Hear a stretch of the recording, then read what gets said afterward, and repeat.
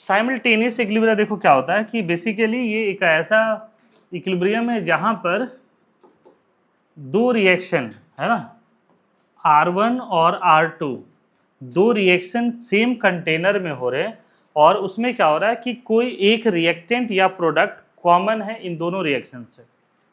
जैसे for example एक reaction है NH4HS, ये सॉलिड के फॉर्म में, और आपको बताया गया कि ये किस में कन्वर्ट होता है, तो ये NH3 ऑफ गैस, और ये किस में कन्वर्ट होगा, H2S ऑफ गैस। ये एक रिएक्शन है। यहाँ पर एक और रिएक्शन तुम पढ़े होगे कि N2 of gas 3H2 of gas, ये रिएक्ट करके क्या बनता है, 2NH3 of gas.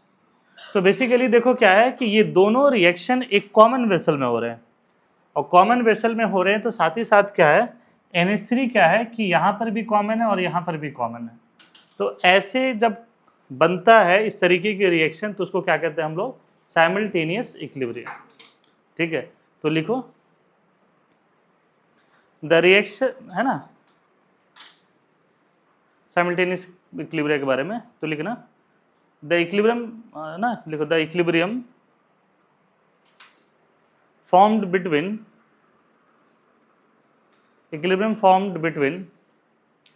two different chemical reactions, equilibrium formed between two different, कोई एक साइड का लाइट जला लो, इतना अंधेरा भी लिख नहीं पाओगे फिर।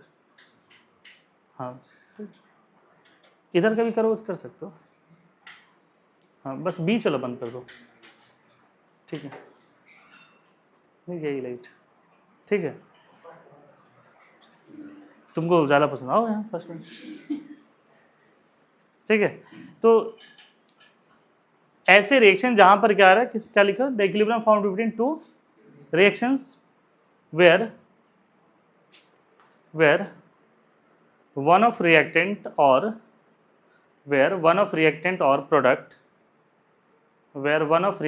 product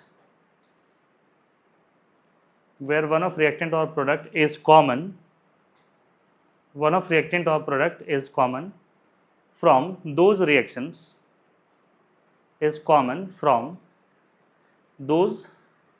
reactions are called simultaneous equilibria,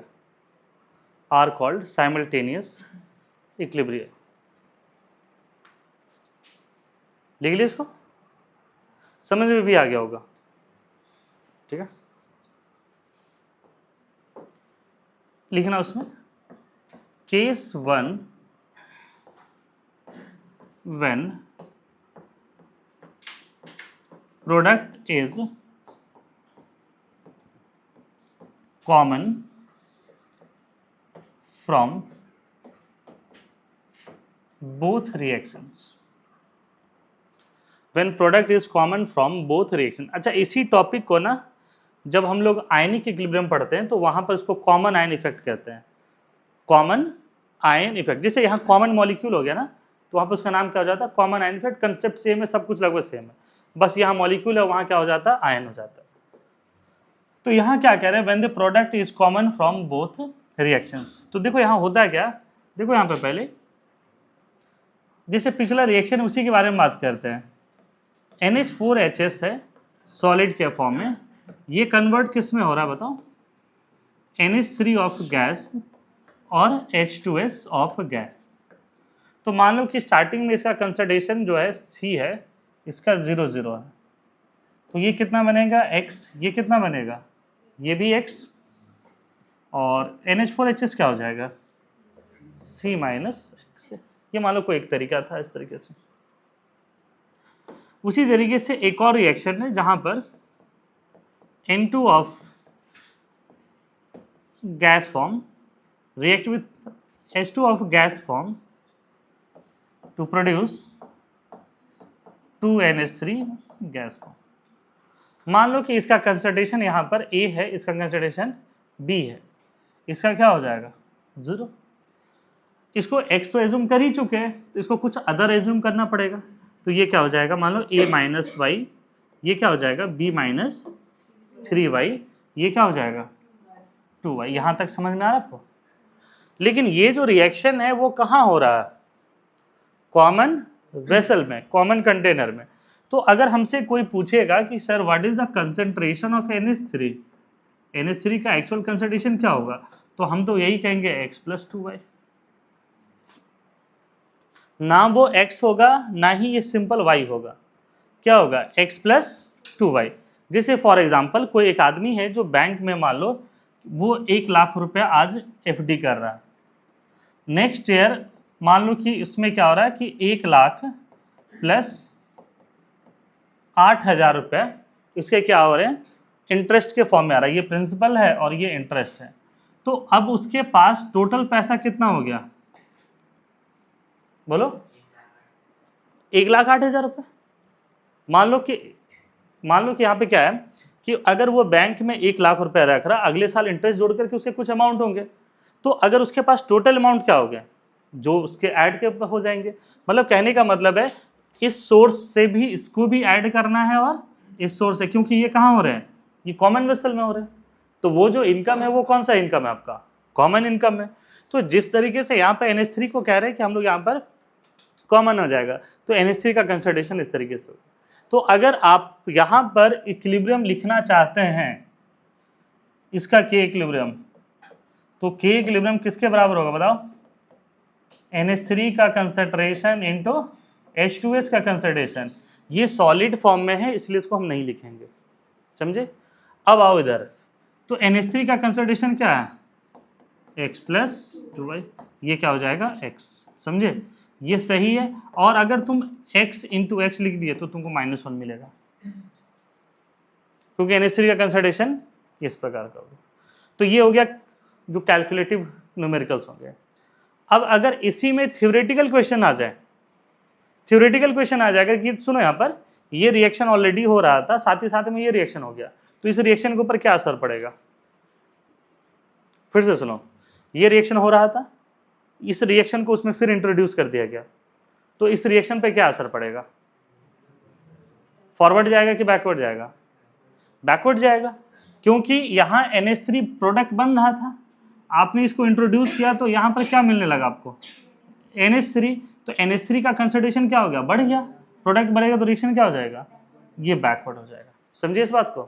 तो रिएक्शन को इस तरीके के केस में क्या हो जाता है? बैकवर्ड हो जाता है। तो यहाँ पर जो भी इसका कंसंट्रेशन होगा उन दोनों को क्या करेंगे हम लोग? ऐड करेंगे। याद रहेगा? तो that is when the product is common from both reaction, तो हम उसको क्या करेंगे? रिएक्शन को ऐड करेंगे। समझे इसको? लिखो इसको। कुछ डाउट है? क्या बोले? पहले के लिए ये K इक्विलिब्रियम इसके लिए है ना। और अगर मान लो कि इसके लिए K इक्विलिब्रियम लिखना होगा, इसके लिए K इक्विलिब्रियम, हाँ, तो ये क्या हो जाएगा? फिर इधर देखो, ये 2y नहीं होगा, ये 2y प्लस x हो जाएगा। तो 2y प्लस एक्स का होल स्क्वायर, और इधर वाला तुम ले लो a माइनस वाई, और ये क्या हो जाएगा? b minus 3y। समझे इसको? ये तो एग्जाम में पूछा जाएगा ना, कि अब कौन सा पूछा जाएगा तुमको थोड़ी पता है। ये क्वेश्चन वाला समझ में आया आपको?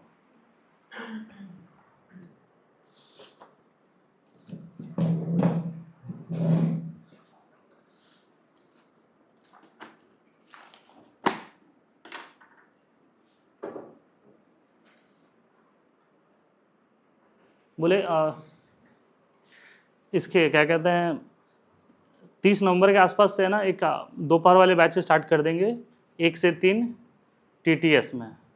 जिसको उसमें आना है आ सकते हो, और ये वाला जो चल रहा है वो चलता रहेगा। हाँ नहीं, उसमें देखते हैं, उसमें कुछ जो बैकलॉग वगैरह है पहले वो कराएंगे। तुम दोनों भी कर सकते हो, है ना, तुम्हारे पास ये दोनों फ्रीडम है। इस बैच को कंटिन्यू कर सकते हो, उस बैच में जो इंपॉर्टेंट टॉपिक रहेगा उसको तुम अटेंड कर सकते हो। ठीक है? डेज क्या रहेगा? ट्यूसडे, थर्सडे, सैटरडे 1 से 3। ठीक है, 1 से 3 रहेगा। 1 से 3 या 2:45 तक छोड़ देंगे, 2:45 तक, 2:45 तक छोड़ देंगे। दोपहर का क्लास तुमको और लंबा लगेगा। ठीक है, जैसे यहाँ तो 2 घंटा आराम से झेल जाते हो ना, वहाँ तुमको 1 घंटा के बाद ही लगने लगेगा कि अरे बहुत पढ़ा दिए 1 ही घंटा में। तो दोपहर में सिलेबस तेज खिंचाता है, तुम्हारे ऊपर है, तुम दोनों बेनिफिट ले सकते हो उसको। और हमको लगता है जो टॉपिक तुम्हारा कमजोर है, जो बच्चे लेट ज्वाइन किए हैं, उनको उसका बेनिफिट उसको उठाना चाहिए, ठीक है। इसके लिए हम आपसे कोई एक्स्ट्रा कुछ चार्जेस नहीं ले रहे हैं, ये दिमाग में रखना, ठीक है। हम चाह रहे हैं कि भाई जो तुम हो तो तुमको थोड़ा इंप्रूवमेंट हो जाए उसमें, याद रहेगा इसको। अर्पित, और डेट कितना है बताओ, चिल्ड्रंस डे भी भूल गया। हाँ नहीं, 30 नवंबर के आसपास। पहले हम अपना पूरा रूटीन को शेड्यूल करेंगे, तब ना ऐसे थोड़ी प्लानिंग कर लेंगे कि एक सप्ताह चला ले, फिर अगले सप्ताह बोले कि टाइम नहीं है मेरे पास। अभी क्या है ना कि 12th के सिलेबस मेरा खत्म हो चुका है, 12th का सिलेबस खत्म हो चुका है, बस उन लोग को एक्स्ट्रा पढ़ा रहे हैं अभी, वो जो कुछ एक्स्ट्रा टॉपिक्स है, तो उसके बाद से फिर हम करा देंगे, ठीक है। हाँ पहले से बोलो वो कर देंगे, पहले से बोलो कर देंगे। लिखो इसको फटाफट। अर्पित, ईशान रॉय, ठीक है। शाश्वत, प्रांजल, सोनम, श्रेयसी, अर्जुन, अभिभव, पलक, ये क्यों एब्सेंट होगी? आस्था, काव्या, इशिता, आकृति, अर्चित, आद्या, आयुष, अक्षित, आशुतोष, ऋषिका मिश्रा, अनमोल प्रकाश, ऋत्विक राज, एक मिनट रुक जाओ, आशुतोष आया है ना?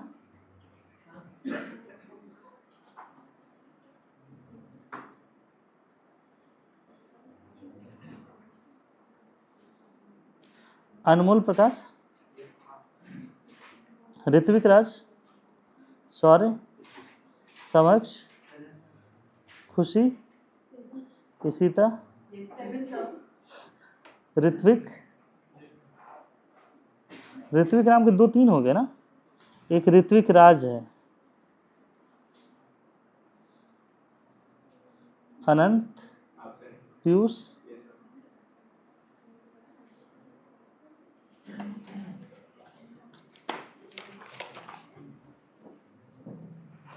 लिख लिया इसको, आगे बढ़े फिर हम लोग। तो ये साइमल्टेनियस इक्विलिब्रियम है। एक और इसका इक्वेशन कराते हैं, देखो यहाँ पर 2HI है, ये कन्वर्ट हो रहा है H2 plus I2 gas, H2 plus I2 of gas. मान लिया जाए कि इसका K इक्विलिब्रियम K1 है। इसका इनिशियल कंसंट्रेशन जो है ना,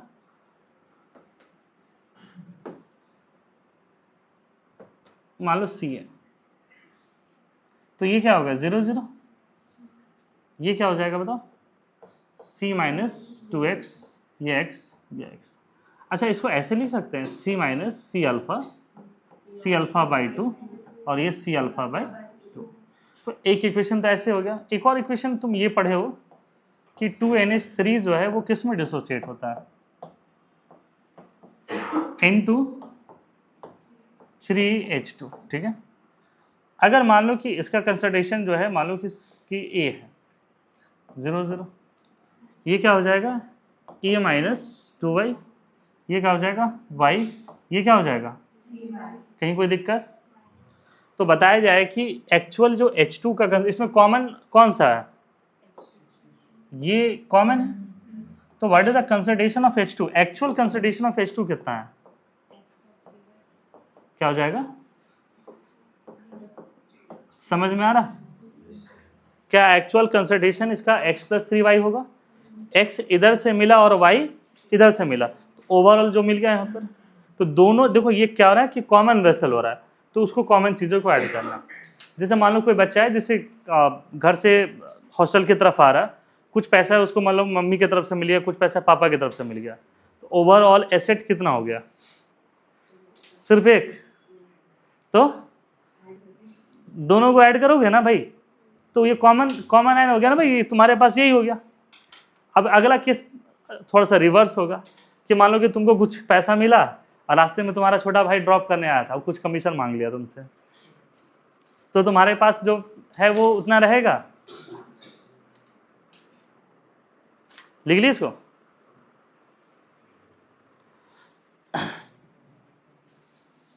आगे बढ़े फिर हम लोग।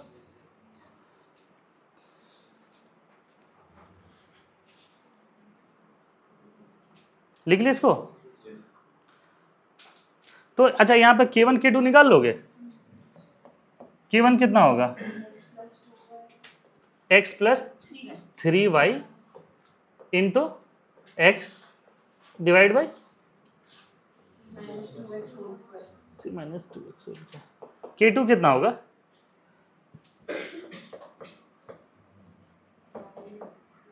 y into 3y plus whole cube divide by,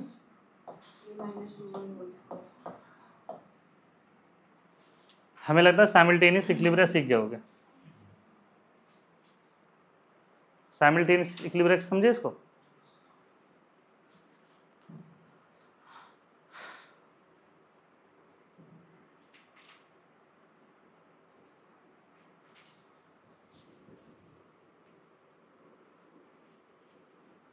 आगे बढ़े हम। ये कॉमन चीजें क्लियर है? तो जो भी जैसे यहाँ भी देखो क्या ना कि H2 हो गया X, और इस रिएक्शन से ये पूरा का पूरा रिएक्शन कॉमन वेसल में हो रहा, तो H2 ओवरऑल कितना है? तो कुछ इधर से आया, कुछ इधर से, ठीक है। जैसे मान लो कि बहुत सारे जब आदमी का ITR देखोगे ना, तो ITR में उसके सैलरी जो होते हैं, या ITR छोड़ो हटो, ITR में कौन सा एंट्री करता है, ठीक है। मेरा ही जो इनकम है वो मान लो 9-10 लाख रुपया ही है सालाना, ठीक है, गवर्नमेंट के लिए। क्या बोले?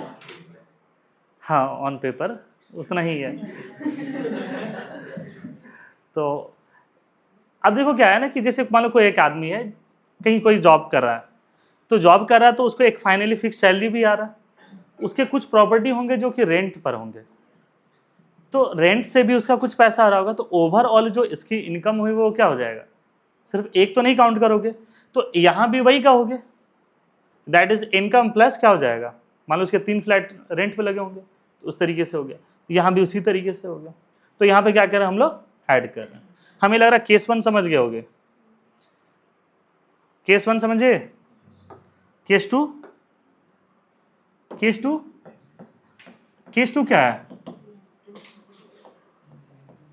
When product of first reaction acts like reactant for another reaction, ठीक है। देखो ये रिएक्शन क्या बात कर रहे हैं हम लोग? NH4HS सॉलिड के फॉर्म में, ये NH3 ऑफ गैस, और क्या हो गया? H2S ऑफ गैस में कन्वर्ट हुआ। इसकी कंसंट्रेशन शुरू में C था 0,0, ये X हो गया और ये X हो गया, और ये क्या हो गया? C माइनस X हो गया, C माइनस X। ये क्या है? That is K1, C minus X, ये K1। समझे कि नहीं इस बात को? अब देखो क्या है कि क्या ये NH3 किसकी तरह बिहेव करे? As a reactant. तो 2 मोल्स ऑफ NH3 जो है वो किसकी तरह बिहेव कर रहा है? N2 of gas, 3H2 of gas. समझ में आई चीजें? N2 ऑफ गैस और 3H2 ऑफ गैस। ये जो प्रोडक्ट बना वो किसकी तरह बिहेव कर रहा है? As a reactant. अब ये बताओ कि at t equal to 0, t equal to T equilibrium, तो at t equal to 0 initially इसका अमाउंट कितना हो जाएगा, इस रिएक्शन के लिए कितना हो जाएगा, x, ये x होगा ना, यही बना, यही फर्दर वहाँ कंज्यूम हो रहा, अरे ये बना और यही क्या हो रहा फर्दर, ये कंज्यूम हो रहा, ये क्या हो जाएगा 0 0।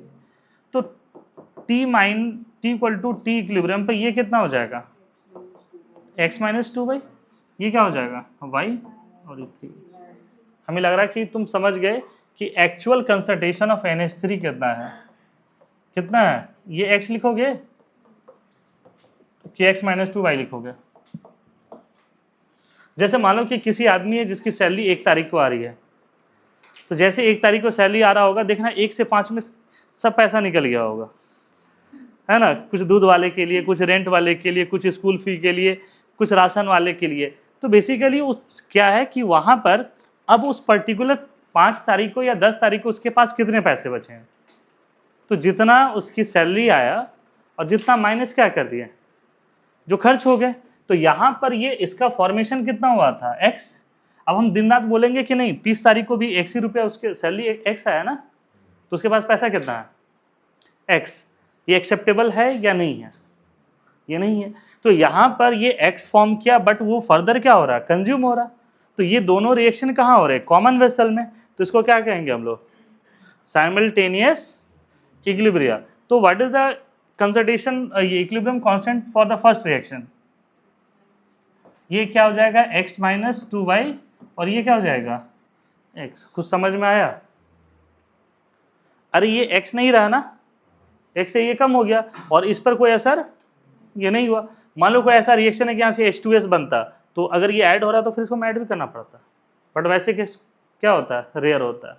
तो ये उसी चीज़ों को लेकर कह रहे। जैसे लास्ट एग्जाम्पल में हम क्या समझा रहे थे आपको कि मान लो कि तुम घर से निकले तो कुछ पैसे तुम्हारे पापा दे दिए, कुछ पैसे मम्मी दी, तो तुम्हारे पास ओवरऑल पैसे क्या हो गए, जो सब के बराबर हो गया।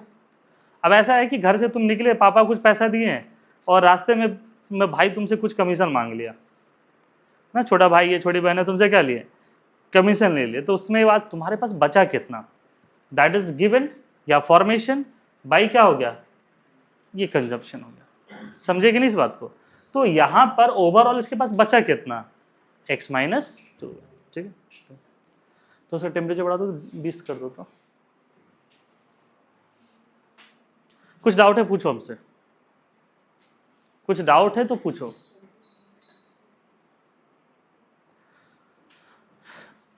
इसका भी अगर लिखोगे, इसका K2 अगर लिखोगे तो क्या हो जाएगा y 3y का क्यूब और ये x माइनस 2y का स्क्वायर, ठीक है।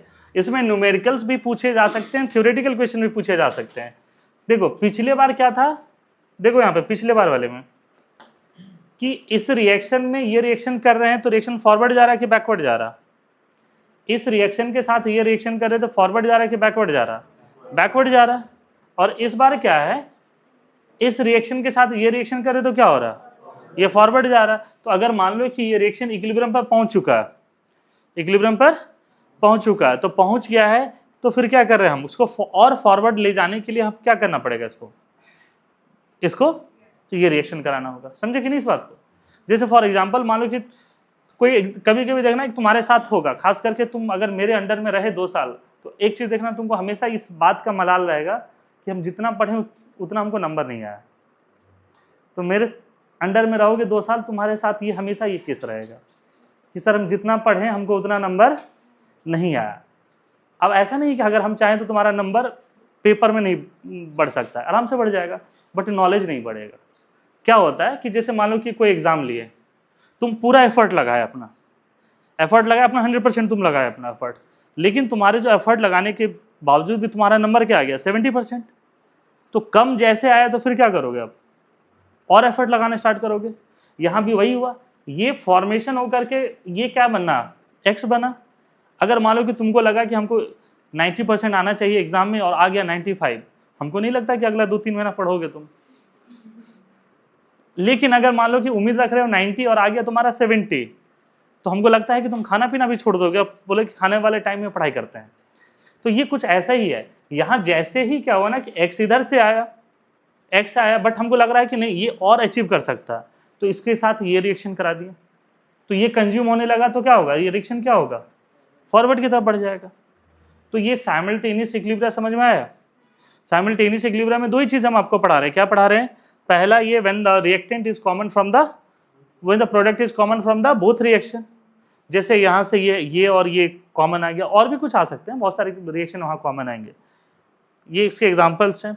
दूसरा क्या कह रहे हैं कि जो प्रोडक्ट बना वो एज ए क्या हो जाएगा, रिएक्टेंट की तरफ बिहेव करे। तो इस तरह के क्वेश्चन होते हैं कॉमन इक्विलिब्रियम में। न्यूमेरिकल भी पूछे जा सकते हैं, जैसे यहाँ पर ये चीज़ दिखाई दे रहा है आपको, और साथ ही साथ में थ्योरेटिकल क्वेश्चन पूछा जा सकता है कि रिएक्शन फॉरवर्ड कब जाएगा, रिएक्शन बैकवर्ड कब जाएगा, इस रिएक्शन का किसके साथ कराएं कि बैकवर्ड हो जाएगा, इस रिएक्शन किसके साथ कराएं कि फॉरवर्ड हो जाएगा। तो हमें लग रहा है ये चीज़ें क्लियर हो गया होगा सबका, यस और नो।